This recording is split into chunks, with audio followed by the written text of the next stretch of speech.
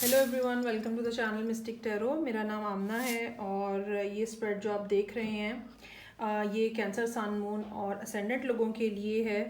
Reading start करने से पहले मैं आप सब लोगों का बहुत शुक्रिया अदा करना चाहूँगी। वो सब लोग जो नए शामिल हो रहे हैं चैनल के ऊपर, न्यू सब्सक्राइबर हैं, वो सब लोग जो रीडिंग्स को लाइक करते हैं, वो सब लोग जो एक दफ़ा रीडिंग देखने के बाद दोबारा अगले महीने, अगले हफ्ते दोबारा फिर आते हैं। आप सब लोगों का शामिल होने का बहुत शुक्रिया।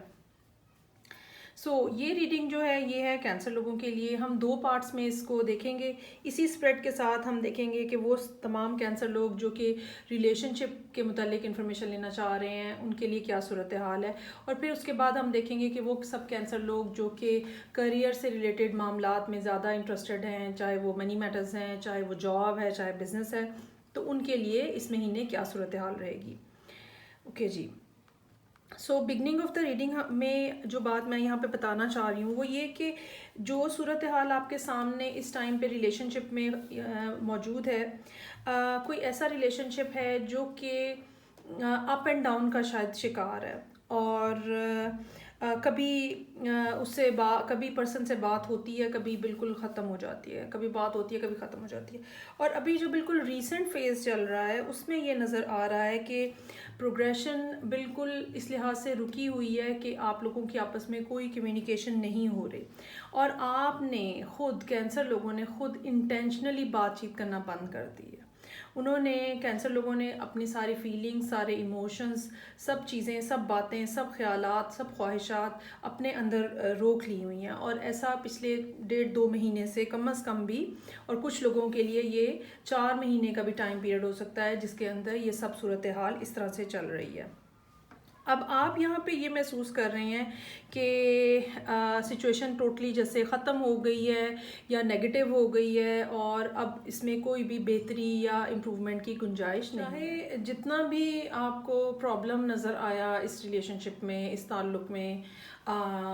चीज़ें बैलेंस नहीं थी, ठीक है, गिव एंड टेक इक्वल नहीं था, लेकिन इसके बावजूद आपने अपने लिए एक रास्ता, एक वे आउट निकाला है कि आप इस सारी सिचुएशन में से कैसे बाहर निकल सकते हैं। और ये एक ऐसी बात है जिसमें साफ तौर पर नज़र आता है कि कैंसर लोग खुद जो है वो क्विट करके निकल आए हैं उससे सारी सिचुएशन के अंदर,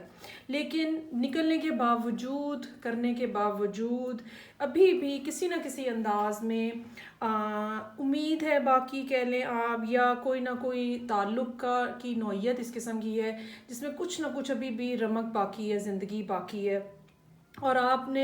अपनी जगह पे बिल्कुल डिटर्मिन्ड हैं कि अब मेरी तरफ से कोई स्टेप नहीं लिया जाएगा, और अब मैंने कोई इनिशिएशन नहीं करनी है, और मुझे अपनी जगह पे या अपने मौक़िफ़ के ऊपर या अपने स्टैंड्स पे बड़ी मजबूती से खड़े होना है, और मैं इस रास्ते पे से निकल आया हूँ और मैंने ये इस मंजिल से आगे आ गया हूँ या आ गई हूँ, तो मुझे अब यहाँ पे दोबारा नहीं जाना। ठीक है, आप बहुत अपनी जगह पे डिटर्मिन्ड नज़र आ रहे हैं, लेकिन आने वाला वक्त बहरहाल कुछ और भी चीज़ें ला सकता है। जो चैलेंजिंग पोजीशन पे आपके लिए कार्ड है वो आपको बहुत ज़्यादा पेशेंस और एंड्योरेंस की बात कर रहा है। वो आपको बहुत ज़्यादा ये सजेस्ट कर रहा है कि आपको बिगर पिक्चर देखनी चाहिए, आपको आगे आने वाले 6-8 महीनों के बारे में सोचना चाहिए, आपको वो चीज़ या उस मंजिल के बारे में सोचना चाहिए जहां आप पहुंचना चाह रहे हैं। एक बात जो और यहाँ पे नज़र आ रही है वो किसी न किसी तरह की पार्टनरशिप जो है वो मुमकिन हो सकती है, या ये कोई ऐसी अपॉर्चुनिटी या कोई ऐसी ऑफ़र हो सकती है जो कि बिल आखिर आपके फाइनेंशियल सिचुएशन में भी इम्प्रूवमेंट का बायस बनेगी, और रिलेशनशिप भी यहाँ पे अच्छा डेवलप होगा। समहाउ जो कैंसर लोग हैं इस टाइम के ऊपर, उन्होंने उस पर्सन जिसकी तरफ से अपना रुख मोड़ लिया है, शायद वो पर्सन आपके इंतज़ार में है, या ये कि वो पर्सन भी अभी तक इसी कन्फ्यूजन का शिकार है या इनडिसीजन का शिकार है कि ये क्या हुआ है, ये कैसे हुआ है, ये किस तरह से हुआ है। जो यहाँ पे जो यहाँ पे बात है एक जिसके लिए आपको फोकस करने की ज़रूरत है कि ये ठीक है कि आपने अपना रिलेशनशिप ख़त्म किया है, या आपको अगर वो रिलेशनशिप नहीं बन पा रहा था प्रॉपर और आप उस सिचुएशन में से निकल आए हैं, फिर भी there is some kind of situation जिसने आपके अंदर नेगेटिविटी भर दी है। शायद इस डिसीजन ने, इस छोड़ के जाने के फ़ैसले ने, इस आगे बढ़ने के फ़ैसले ने आपके अंदर कुछ नेगेटिविटी भर दी है। और आपको ये महीना जो है ये इस किस्म का है जिसमें आपको इस बारे में समझने की और अंडरस्टैंड करने की ज़रूरत है। और ये नेगेटिविटी जो है, ये एक बिटरनेस जो है, जो कि उस डिसीजन की वजह से आपके अंदर आ चुकी है, आपको इसको भी रिलीज़ करने की ज़रूरत है। और आखिरी बात जो मैं यहाँ पे कहना चाहूँगी कि जो आप जितना ज़्यादा आपका इस बात पे बिलीफ रहेगा कि आपको सही डायरेक्शन में मूव किया जा रहा है, क्योंकि यहाँ पे स्टार का कार्ड भी यहाँ पे मेरे पास मौजूद है, तो जितना ज़्यादा आपका ये बिलीफ रहेगा कि यूनिवर्स आपको ठीक डायरेक्शन में मूव करा रही है, उतना ज़्यादा आप सेटिस्फाई रहेंगे और हैप्पीनेस आपको मिलती रहेगी।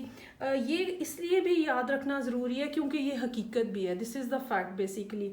और चांसेस आर देयर कि जिस पर्सन के साथ डिसकनेक्शन हुआ है किसी ना किसी अंदाज में, फिर इनके साथ आप दोबारा रिकनेक्ट भी हो जाएं, लेकिन ये बहुत जल्दी होता हुआ नहीं लग रहा, शायद ये इस साल के एंड पे या नेक्स्ट ईयर में जाके हो।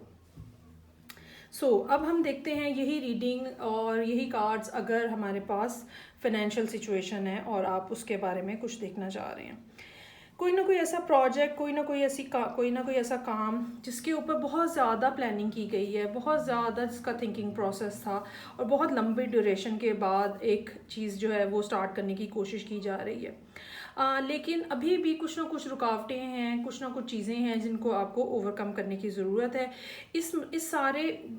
सिचुएशन में दो बातें इंपॉर्टेंट है। एक तो ये कि जो आपका वर्किंग स्टाइल है, जो आप काम कर रहे हैं, जो आपने प्रोजेक्ट स्टार्ट किया है, वो बहुत हद तक इस लिहाज से कंप्लीट है कि उसकी प्लानिंग में कोई फ्लॉज नहीं ऐसा नज़र आ रहे, क्योंकि आपके पार्ट के ऊपर थिंकिंग प्रोसेस बहुत ज़्यादा नज़र आ रहा है।